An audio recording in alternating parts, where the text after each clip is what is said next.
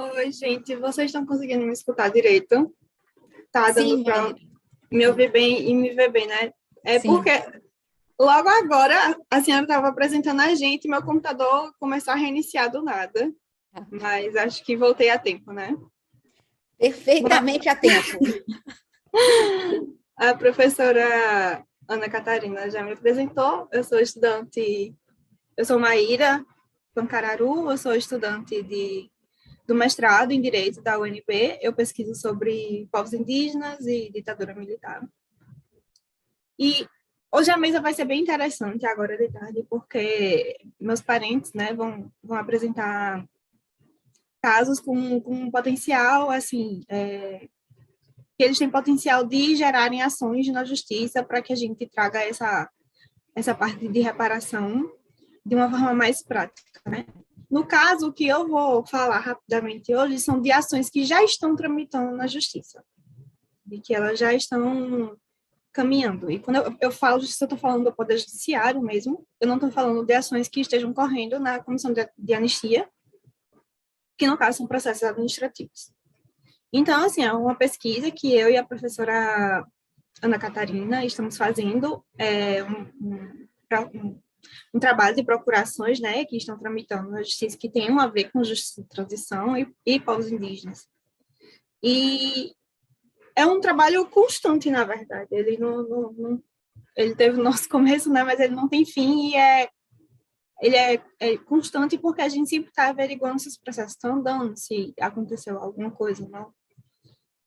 E é um trabalho interessante e é bom a gente estar conversando sobre eles hoje, porque quando as pessoas falam de ações que tramitam, elas se referem ao caso Krenak como se fosse o único, ou como se elas só conhecessem esse caso.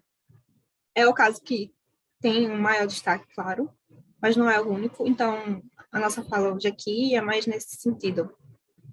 E é um trabalho, assim, de averiguar como essas ações estão sendo propostas, né? Quais argumentos estão sendo utilizados, como os juízes estão apreciando essas ações, como estão sentenciando, né? Como está se dando a fase de execução. Enfim, é um trabalho de observação constante, né? E o começo do nosso trabalho, assim, foi até fácil, porque o Ministério Público Federal, ele já disponibiliza várias informações sobre essas ações, né? No site mesmo do MPF, eles falam sobre justiça de transição, né? Como tudo começou, quais os casos que eles estão lidando, tanto em relação a povos indígenas quanto outros casos, né? Então, o primeiro caso que eles colocam, assim, de forma geral, que chamou a atenção do MPF, né? Foi em 1999, em relação a uma demora de identificação de restos mortais de vários presos políticos na Vala de Perus. O primeiro caso, especificamente sobre povos indígenas, ele é de 2012, então veja o lapso temporal, 99, esse primeiro passo, até 2012. Acredito que em 2012 foi quando se criou um grupo de justiça de transição no MPF. E aí, em 2012, o MPF de Tocantins, ele ajuizou uma ação, né, em busca de reparação em relação ao Azavá Canoeiro, um povo que sofreu com capturas, deslocamento forçado e genocídio. Daí, em 2013, eles criam um grupo de trabalho que se chamou Violações dos Direitos dos Povos Indígenas e Regime Militar. E a partir desse momento, assim, que a gente tem um período com muito trabalho, que a gente tem muito material para pesquisa, né? Principalmente para quem se interessa nessa área de pesquisa jurídica. Então, é mais ou menos esse período de 2014 até 2018 que a gente tem os casos, assim, que mais chamam atenção dentre os quais o caso Krenak. Em 2014 mesmo, eles ajuizam uma ação civil pública de reparação de danos permanentes causados aos povos indígenas, né, Tinhari e Tiaúi, a respeito da construção da rodovia transamazônica, a BR-230, e essa ação já tem sentença, então é um caso assim, que você pode pegar tanto a inicial quanto a sentença e já fazer uma análise. Em 2015 é que vem a ação dos Krenak, né? Que, como eu disse, eu acredito que seja a ação que seja mais conhecida. E o que eu quero dizer aqui hoje é que não é a única que está acontecendo na justiça. Então, em 2015, tem essa ação, eles ajuizam essa ação em relação na verdade, o reformatório, né, Krenak, que também, a ação também tem relação à criação da Guarda Rural Indígena. E também, nesse ano, eles também mandam para a Comissão de Anistia um requerimento para que o povo indígena Krenak seja anistiado politicamente. Em 2016, outro caso que também merece atenção, merece estudo, é uma ação civil pública em relação às violações de direitos humanos dos Chavantes da terra indígena Marauá-de-Cedê, em relação à fazenda Suiá, Missul. E aí, em 2017, eles ajuizam outra ação pública, que também acredito que seja um caso que quem estuda sobre povos indígenas durante a ditadura conheça, que é em relação ao genocídio dos Waimiri-Atuari, na abertura da BR-174, Manaus Boa Vista. Então, esse é o período, assim, que, em relação a ajuizamentos, foi um período frutífero entre 2014 e 2017, assim, 2018. E aí, nesse meio tempo também, eu sei que o MPF solta documentários, tem um sobre os Krenak e outro sobre os Chavantes, né? Lança livro. E aí, assim, mais ou menos, é como se, a partir disso, tudo para. 2018.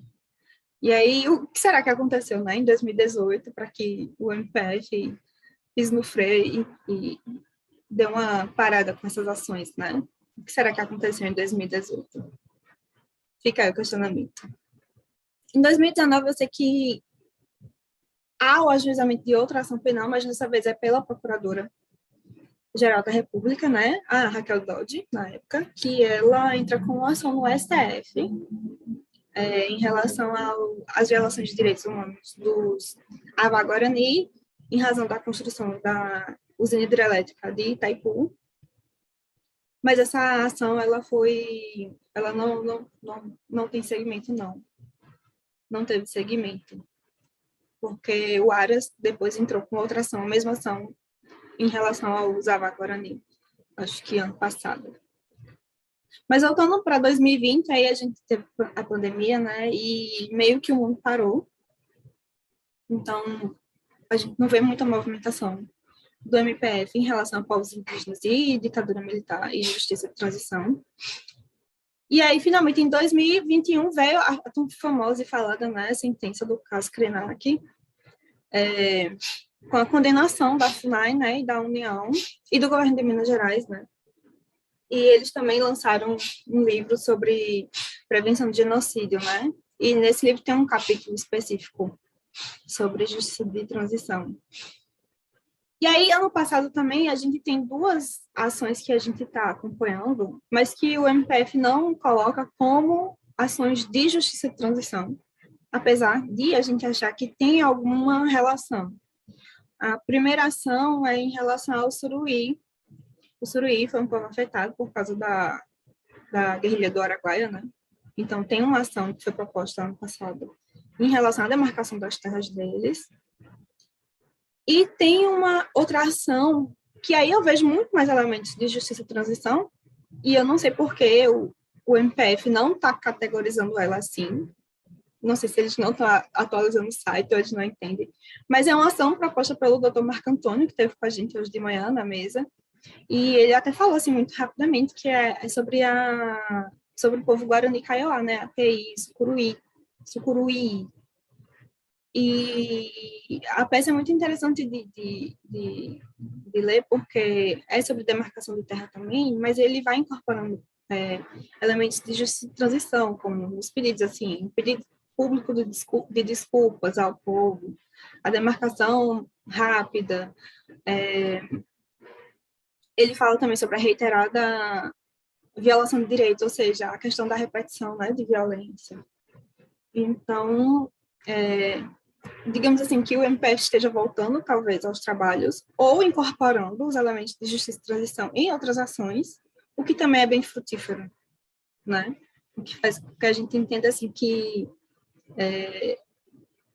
sobre essa violência que vem se repetindo, a gente pode colocar esses elementos, não necessariamente puxar todo um histórico desde a da ditadura militar, Enfim, é um trabalho bem interessante. Então, eu citei rapidamente essas ações, para quem se interessa nesse processo, em fazer essa pesquisa processual e incorporar nos seus trabalhos, assim, porque eu, como estudante indígena e eu da área de direito, eu sei que a gente vai se baseando muito em bibliografia, né, fazer revisão bibliográfica, e aí quando a gente parte para os casos, no geral, a gente acaba parando nesses mais conhecidos.